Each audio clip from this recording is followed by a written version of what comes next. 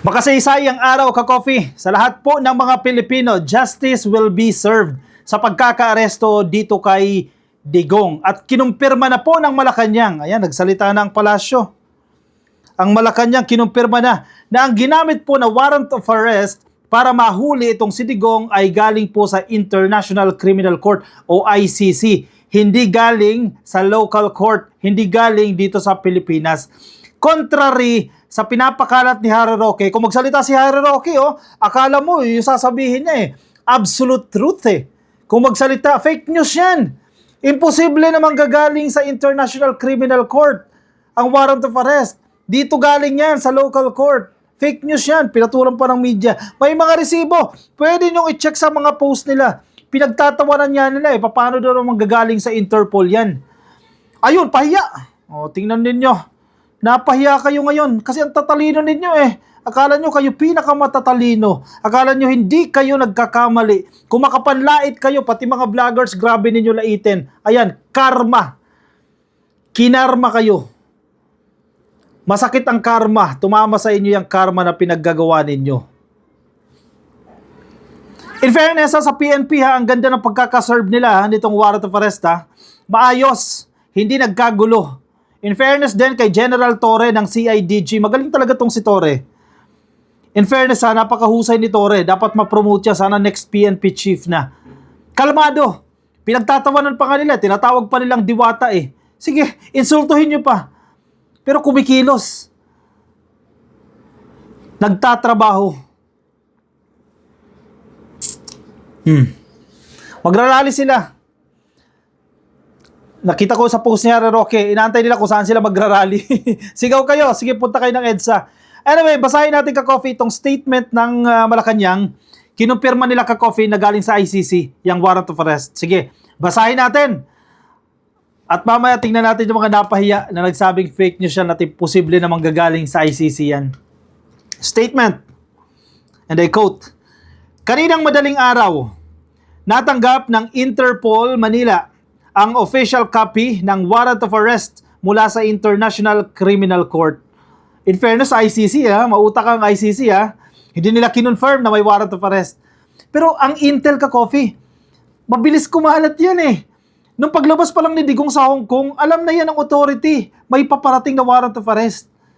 Kaya nga lumabas sa media yan Lumabas siya sa netizens sa online na may warrant of arrest. Patibong lang yan. Patibong lang yung pagpunta ni Digong na Hong Kong. Baka nilaglag nga siya ng mga kaalyado niya Pinaalis lang siya. Pagdating, mabilis yung pag-aresto, di ba? Kasi kung sa Davao arestuhin yan, malay mo ba kung nandoon siya sa bahay niya? Malay mo ba kung nagtatago lang somewhere in Mindanao? Ito, wala siyang kawala. Ang pagbaba ng eroplano, baba ng NAIA. Or kung pwede man, diretso ng Davao. Nung isang araw, maraming pulis sa Davao. Parte ng plano yan, hindi yan simulation. Malamang hindi nila sasabihin na yan nandiyadyaan para arestuin si Digong. Siyempre, gagawa sila ng dahilan. Simulation nga yung dahilan nila dyan. Ano, tanga yung pulis? Sasabihin, nandito kami kasi uulihin namin si Digong. Niloko nila sarili nila. Hindi nila gagawin yan. Huli. Walang kawala. Niloko si Digong ng mga kasama niya. Trinaidor siya ng mga kapwa niya. Mga kapartido niya, pinag-abroad lang siya. Si Bato mautak. Alam ni Bato Dating PNP chief si Bato, marami pa rin loyal sa kanya. May nag-feed sa kanya yan. Senator, may ICC warrant of arrest. Huwag ka nang umalis. Kasi kung umalis si Bato, nagpunta si Bato sa Hong Kong, malamang, baka na-aresto na siya. Yan ang malaking tanong pa ngayon Hindi ba kasama doon sa warrant of arrest si Bato? Iba ka kasama. Yari. Kung baka kasama yan, ma-aresto din yan. Hindi umalis si Bato Hindi pumunta ng Hong Kong si Bato. Alam niya.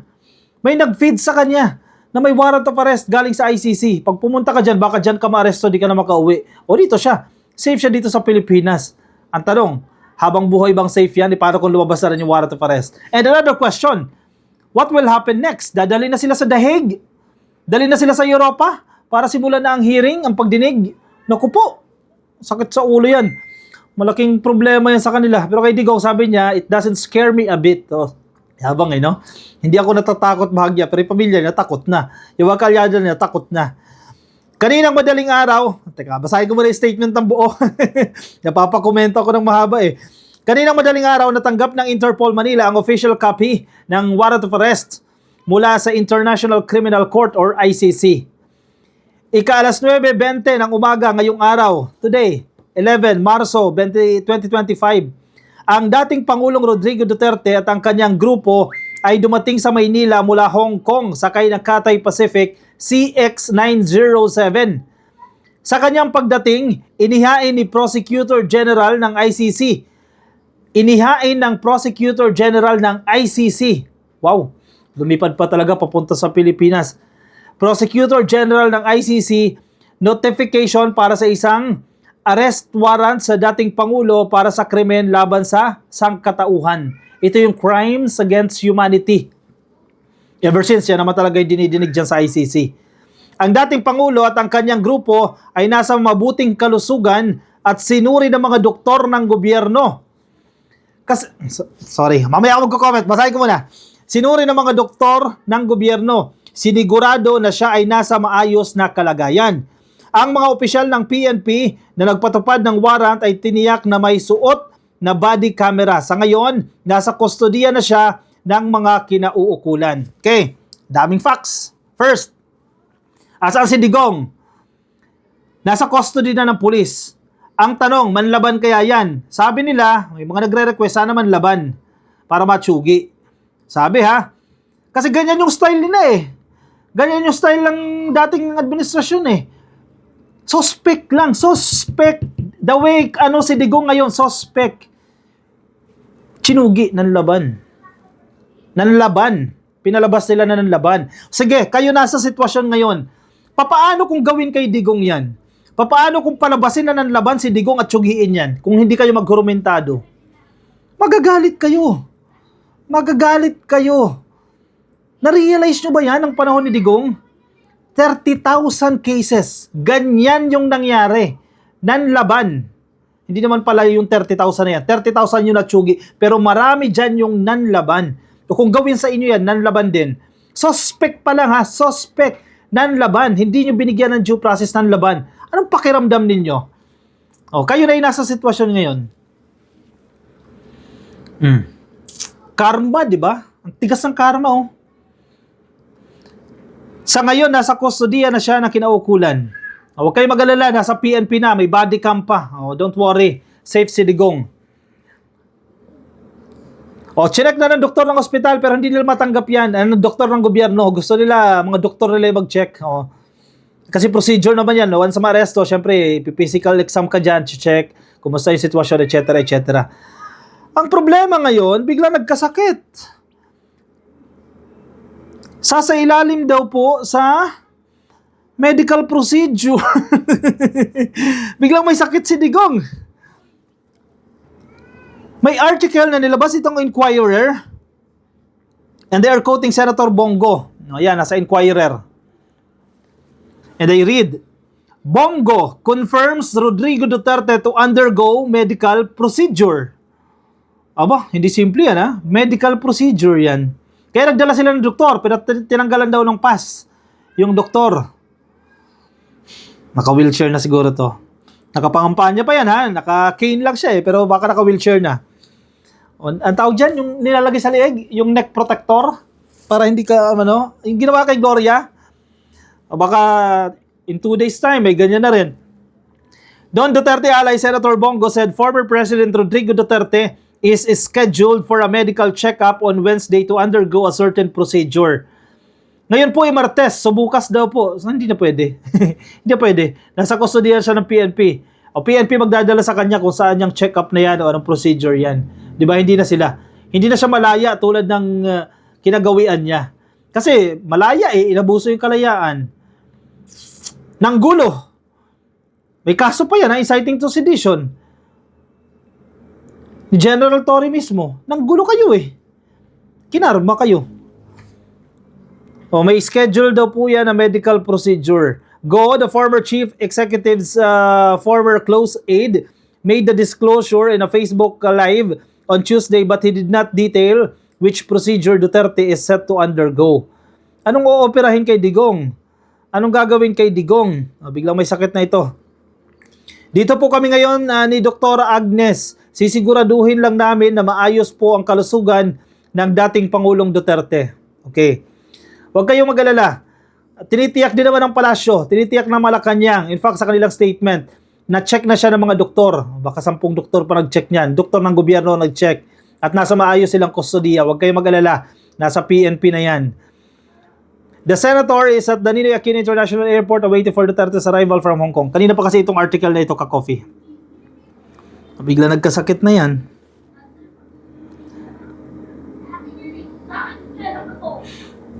Trending si Digong GMA News. Kaliwat kanan. Malacanang confirms that former President Rodrigo Duterte has been arrested on the basis of a warrant for crimes against humanity by the International Criminal Court.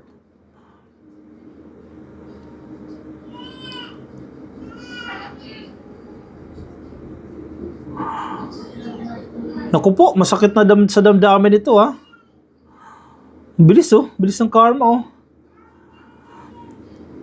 Sabi ni Roque, fake news. Teka, check ko Punta tayo kay Harry Roque. Nakakatawa ito mga to.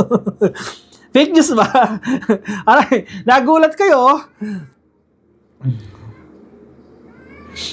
Nagulat kayo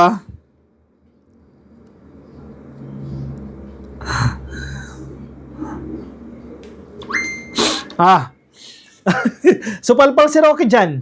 Pinaasa niya si Digong Pinaasa niya, ginawa niya kampante si Digong. Kaya siya inaaway siya ni Panelo pinakalman niya Walang red notice. Talaga ba sir? Sasabihin sa iyo sir may red notice. Di magtago na yan. Sabi ni Roque, fake news alert. Yan, pwede niyo check yan. Fake news alert daw Check niyo sa Facebook niya, hindi niya pa binubura. Fake news alert, Philippine government obliged to follow Interpol red notice. O kung pinakinggan siya, ano yun? Tatanga-tangahan yung gobyerno ng Pilipinas. Hindi tutulungan ng Interpol na i-serve yan. Dahil fake news daw yan. Hindi raw po tayo obligado. Talaga ba? Ano yun? Tayo lang? User-friendly ang dating natin? Kapag tayo humingi sa Interpol, tayo lang? Kapag sila na humingi sa atin, wala tayong gagawin? Dahil kapag inobliga natin yung sarili natin na tulungan sila, fake news na yan? Nahuhuli kayo dyan. A red notice is a mere request for provisional arrest pending extradition, surrender, or similar legal action. It is not an international warrant of arrest. Member countries apply their own laws in deciding whether to arrest a person. Yun na, nagdesisyon ang gobyerno. Kasi magulo kayo, sige, paresto nyo na yan. As of 9:47 a.m., March 10, kahapon to, 2025, nag-check po ako sa database ng Interpol. Sabi ni Roque, wala pong red notice alert si PRRD. In any case, kung meron man, hindi po yon international warrant of arrest. Batas Pilipinas pa rin po ang basihan kung susundin ang red notice na yan para sa kaalaman ng lahat. Runong-runungan ka. Napahiya ka ngayon. O galit sa'yo yung mga DDS ngayon. Kasi pinakalma mo si Digong. Sana hindi siya umuwi. Di ba? Sana nagtago na lang siya. Kasi sabi ni Roque, nag-check siya sa data ng database ng Interpol. Wala daw pong red notice. Ano ka? Agent? Interpol agent ka? May access ka doon sa data nila? Anong data yan sa website? Yung available sa website, hindi mga confidential information. Kasi for public consumption yan, definitely alam niya yan. Tanga ba ang Interpol na ipapublish nila kung sino yung mga arestuhin nila? Yes, at some cases, pinapublish nila. Ito yung mga wanted, ito yung may warrant of arrest. Pero sa ganitong sitwasyon, ipapublish ba nila o may warrant of arrest si Digong? Ipagkakataon na nga nila para mahuli yan. Anong eng-eng sila? Kung pinablish siya, hindi na umuwi ng Pilipinas yan. Wala daw. Sabi ni Roque pahiya siya dito, 9:47 a.m. Nag-check daw siya sa database ng Interpol. Wala daw siya nakita. Tapos pinanghawakan niya pa itong statement ni Solgen, ni Minardo Guevara. We have not received any notice or communication from the ICC or International Criminal Court regarding this matter. Our DFA or the Department of Foreign Affairs is the official entry point for any such notice or communication as a matter of diplomatic courtesy. Pinanghawakan nila yan O sabi ng Malacanang, kaninang umaga dumating yung official copy. O di sa pool kayo dyan ngayon. O surprise!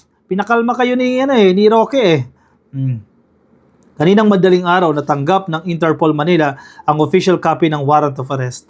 So, base sa statement na yan, kasi hindi naman, ako naniniwala ko, hindi yan iingay, hindi yan uusok kung walang apoy.